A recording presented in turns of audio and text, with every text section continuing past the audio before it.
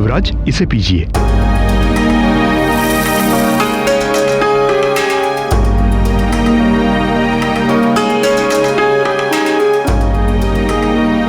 नानी, ये कैसा है? काढ़ा ऐसा ही होता है, औषधि समझ के पी लो, स्वस्थ हो जाओगे।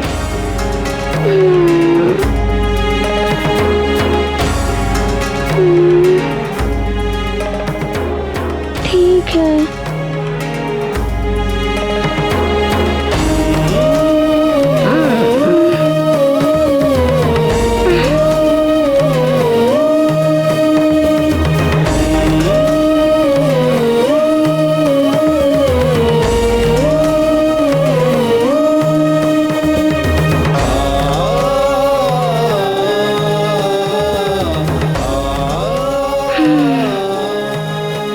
कैसा लग रहा है पुत्र? मैं क्या करूं नानी, मेरी प्यास बुझ ही नहीं रही है। शिष्य, शीघ्र जाओ, चंदन जल, पुष्प जल एवं शीतल दूध आदि लेकर आओ और युवराज हनुमान की देह पे डालो।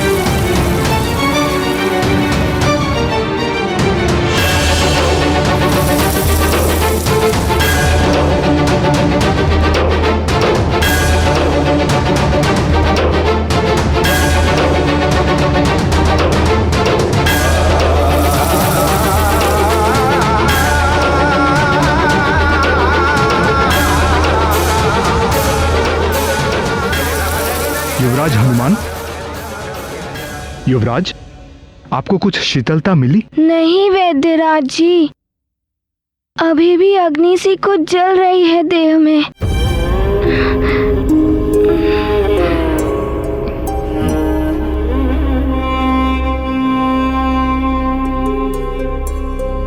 कोई औषधि काम न आए, लावा के तप से तपते हनुमान। राज वैद्य करे हर उपचार, किंतु कैसे धैर्य धरे हनुमान। सब चिंतित और व्यथित है, अब ना सूझे कोई युक्ति।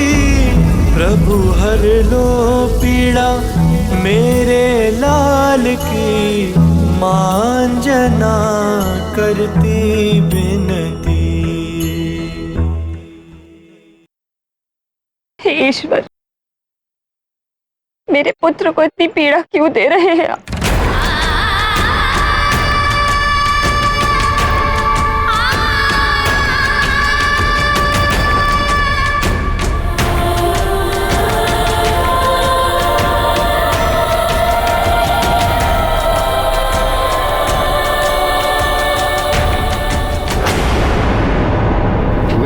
नराय प्रतिवेदयामि यत् गृहं संग्रो देवासु स एतां पाशनं गृह्यचता वेद सर्वनाशं भक्षेन सर्वसंभवेन।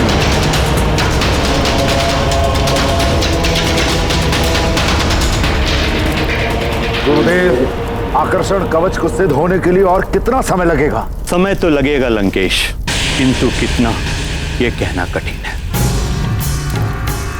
परंतु इतना अवश्य कह सकता हूं कि इस बार ये रक्षा कवच बिना सूर्य ग्रहण के ही सिद्ध होगा। मेरा तपोबल सिद्ध करेगा इसे।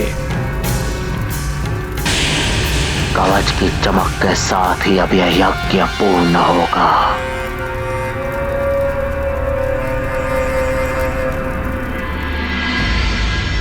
रावण की सहायता करने का अर्थ है संसार में विध्वंस और अति विनाश।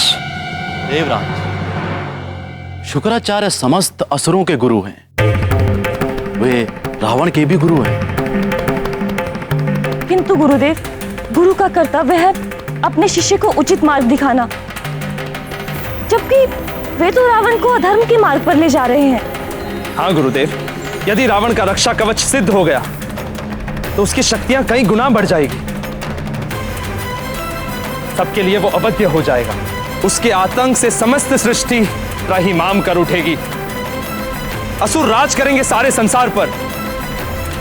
देवराज, देवी सची, दैत्य गुरु शुक्राचार्य तो अपना गुरु धर्म निभा रहे हैं। वे देव हो, दानव हो या मानव, सबको अपने कर्म और धर्म पर ही ध्यान देना चाहिए।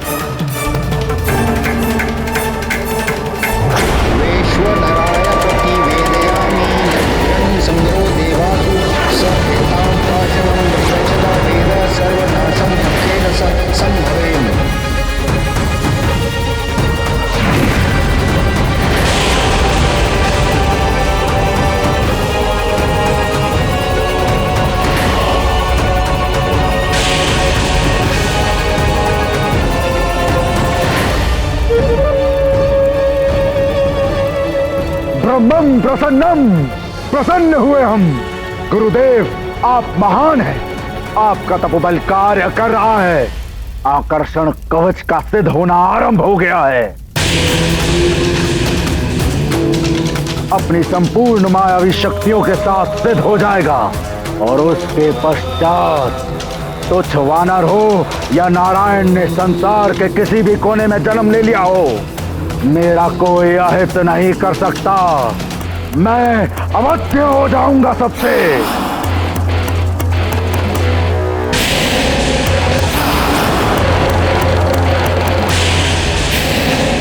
देखा आपने देवगुरु, ये शुक्राचार्य क्या करा रहे हैं। इन्हें तनिक भी भान नहीं है कि रावण ये शक्तियां पाकर क्या करेगा। शक्ति संचय की होड़ तो देवताओं ने ही आरंभ की है देवराज। यदि देवता हनुमान को इतनी शक्तियां प्रदान न करते तो कदाचित शुक्राचार्य भी रावण को इतनी शक्तियां दिलाने के लिए यज्ञ आरंभ न करते। इस अनिष्टकारी यज्ञ को रोकना ही होगा। नारायण नारायण। अरे आप सब तो रावण के यज्ञ की चर्चा में ही उलझे हुए हैं। उधर संकट मोचन हनुमान स्वयं संकट में है। उनकी पीड़ा का अंत कैसे होगा? हनुमान की पीड़ा भी चिंता का विषय है देवर्षि नारद, किंतु सर्वप्रथम मुझे रावण के इस यज्ञ को रोकने के लिए कुछ तो करना होगा। यही मेरा उत्तरदायित्व है।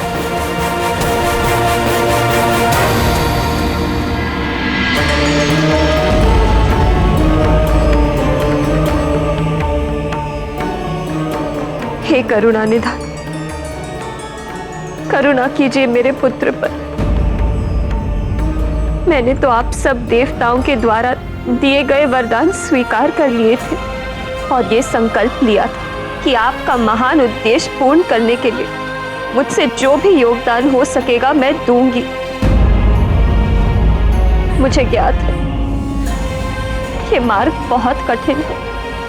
हे प्रभु, वरदान आपने दिया है, परीक्षा भी आप ही लेंगे।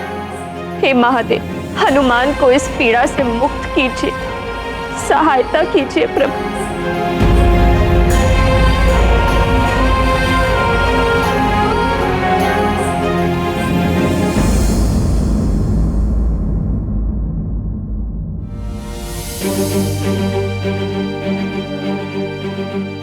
महादेव, स्वामी, मुझसे हनुमान की असीम वेदना अब और नहीं देखी जाती।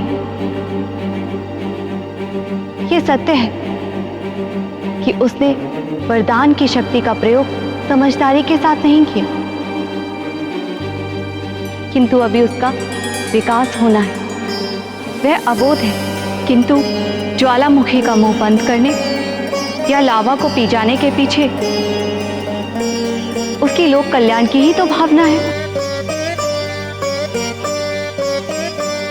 हनुमान ने लावा पीकर अपनी प्रजा को संकट से हरा है। संसार में आप ही मुक्त करा सकते हैं देवादिदेव। आपसे बड़ा वैद्य इस संसार में कोई नहीं है।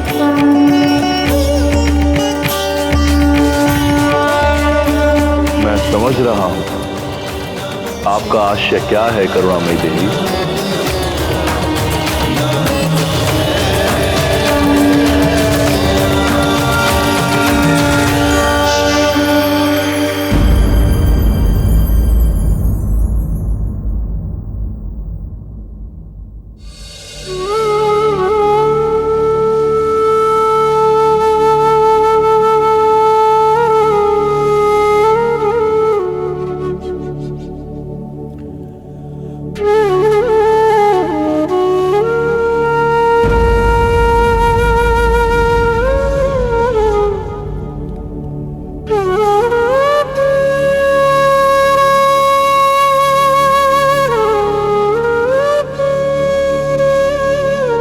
हनुमान कैसा है?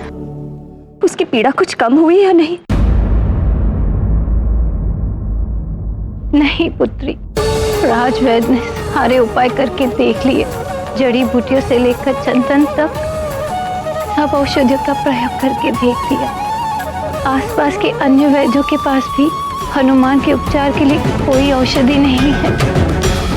मेरी तो समझ भी नहीं आ रहा कि अब क्या होगा हमारे हनुमान का। सबको संकट से बचाने के लिए उसने ये सब किया, अब उस संकट मोचन को संकट से उभारने कौन आएगा?